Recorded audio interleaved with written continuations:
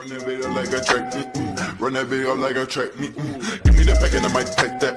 She got the fatty, I might take that. Give me your addy, we pulling it to your bed, and we go put it the rest. Sa Dragon Ball Super, maraming makapangyarihang nilalang ang ipinakilala mula sa mga bagong Diyos hanggang sa mga multiversal threats.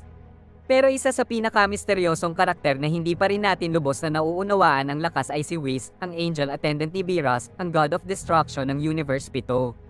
Pero gaano nga ba talaga siya kalakas? Tara, himayin natin ang totoong lakas ni Whis. Unahin natin ang basics. Si Whis ay isang angel attendant assigned sa Universe 7. Siya ang mentor at tagapagbantay ni Beerus, ang God of Destruction. Pero teka lang, sa hierarchy ng kapangyarihan, hindi si Beerus ang boss ni Whis. Sa totoo lang, si Whis ang trainer ni Beerus. At hindi lang basta trainer, ayon mismo sa kanya, Beerus is only the second strongest being in Universe 7. Ibig sabihin, mas malakas si Whis sa kanya. Narito ang kumpletong listahan ng mga kakayahan ni Whis at oo, marami rito ay hindi kayang tapatan ng kahit sino sa series. Isa, Ultra Instinct, perfected. Si Whis ay may natural at constant access sa Ultra Instinct. Hindi niya kailangang i-activate ito gaya ni Goku dahil automatic na ito sa kanya. Ang mga angel ay laging nasa Ultra Instinct state kaya't halos imposibleng tamaan sila. Dalawa, Time Rewind, Temporal Do-Over. Nung nawasak ang Earth dahil kay Frieza, ibinalik ni Whis ang oras ng 3 minuto para maiwasan ito.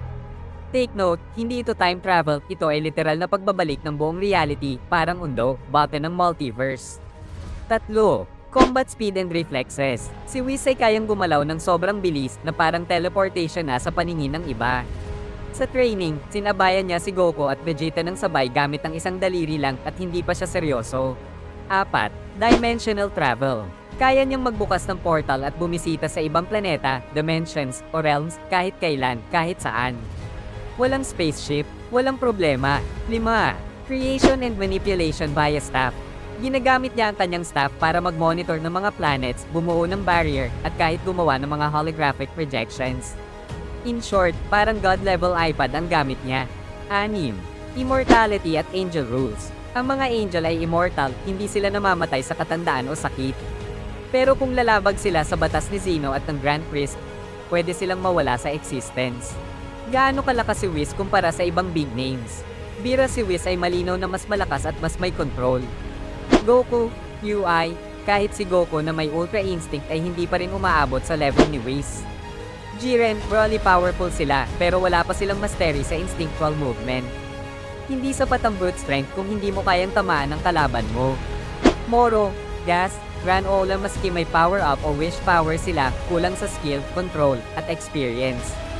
Grand Priest at Zeno, ang Grand Priest lang ang pinaniniwala ang mas mataas ang rango kay Whis. Si Zeno naman, siya ang controller ng multiverse pero hindi siya isang mandirigma. Kaya't sa battle, Whis pa rin ang may edge. Maraming fans ang nagtatanong, may full power mode pa kaya si Whis na hindi pa pinapakita? Posible. Bakit? Kasi hindi pa natin siya nakitang magseryoso sa laban kahit minsan.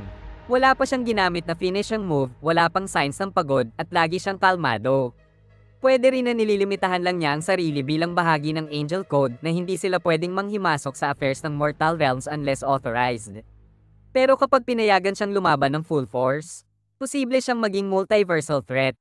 Sa madaling salita, si Whis ay higit pa sa God of Destruction. Siya ang living embodiment ng Ultra Instinct.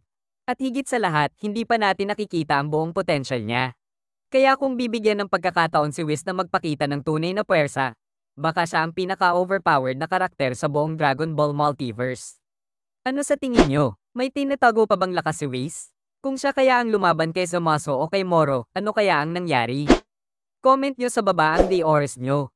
At kung gusto mo pa ng Dragon Ball Deep Dives, make sure to like, subscribe, at i-hit ang notification bell para sa susunod na content. Till next time, stay strong, mga Saiyan!